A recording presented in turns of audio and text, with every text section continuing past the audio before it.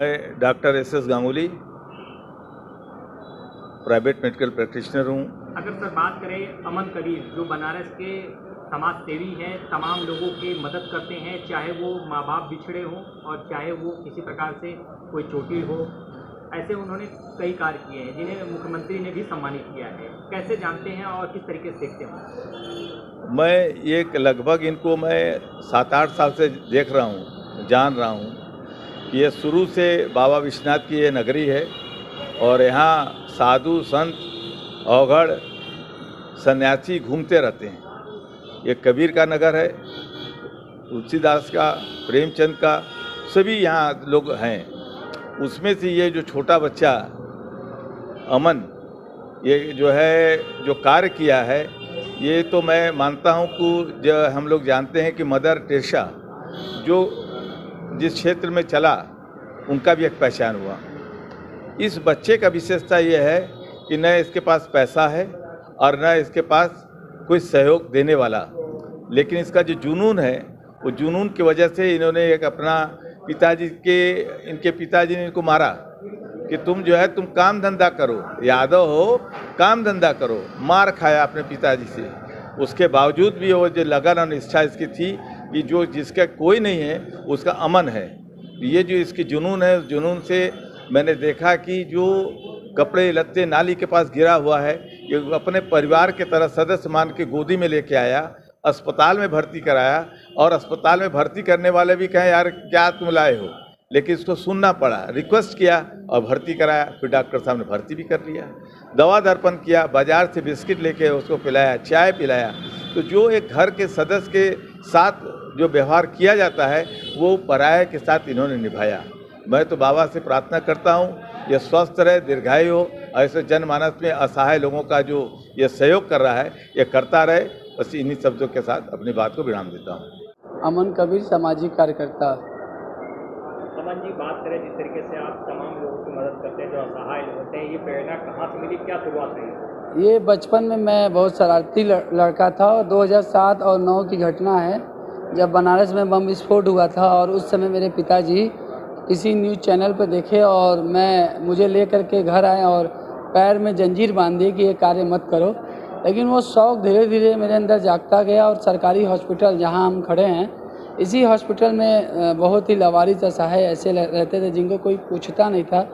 फिर धीरे धीरे आंदोलन करना शुरू किए, सेवा करना शुरू किए, अधिकारियों को पत्र लिखना शुरू किया और करते करते आज काशी की जनता खुद हम जाएं या न जाएं खुद सेवा करने के लिए लोगों के लिए जो है खड़ी हो गई है। काशी की जनता या पूरे देश में भी जो सोशल मीडिया से लोग जुड़े हुए हैं वो लोग भी सेवा जहां भी देखते हैं, सहयोग नहीं कर पाते तो जानकारी लेते हैं, सहयोग करते हैं और ये अभियान लगातार बढ़ता जा रहा है।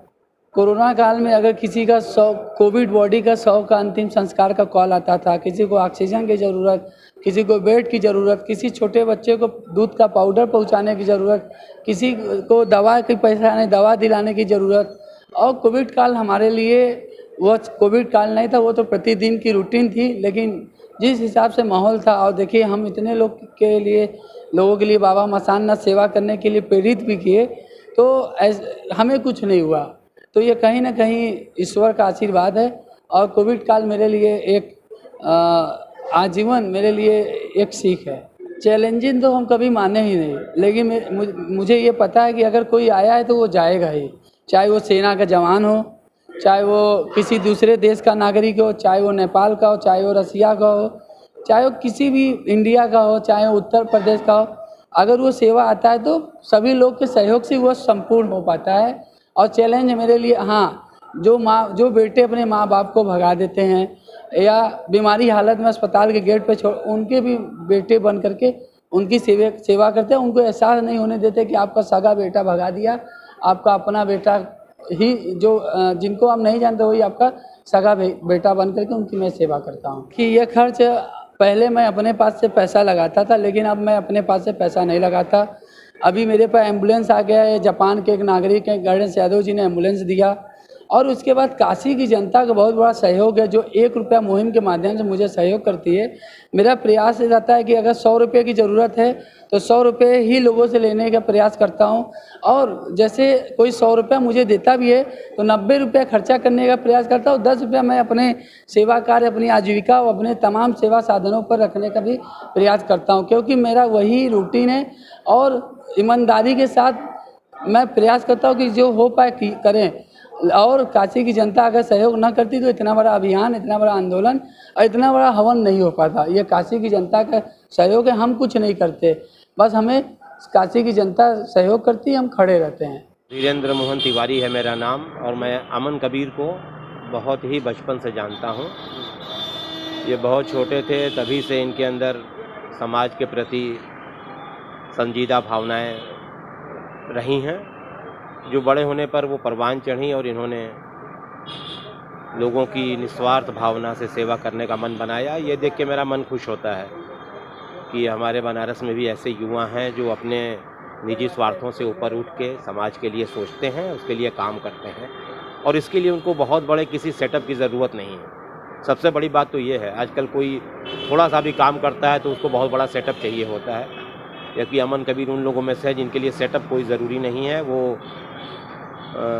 अपनी इच्छा शक्ति के ताकत से लोगों की सहायता करते हैं, और उम्मीद है मैं इनके लिए बहुत सुनहरे भविष्य की राह देख रहा हूँ। बहुत अच्छा आदमी है, ये हर लोग की मदद करते हैं। ये कब से आप उनको जानते हैं? ये हम कितना दिन से इनसे संपर्क है, 8-9 साल से इनसे। अगर बात हाँ। करें क्या करते हैं लोगों की? ये जैसे कि जो लवारिस ला रहती है, पड़े रहते हैं लोग, तो इनको उठा के कभी चौरा लेके आते हैं, यहाँ से दवाई करते हैं, दवाई के लिए। और किस तरीके की मदद करते हैं लोगों को? एक एम्बुलेंस भी इनके पास बाइक है, उससे क्या करते हैं? हाँ, ये एम्बुलेंस से जैसे कि भेजते हैं, अगर किसी के पास पैसा की व्यवस्था नहीं होता है तो ये अपने एम्बुलेंस भेजते हैं।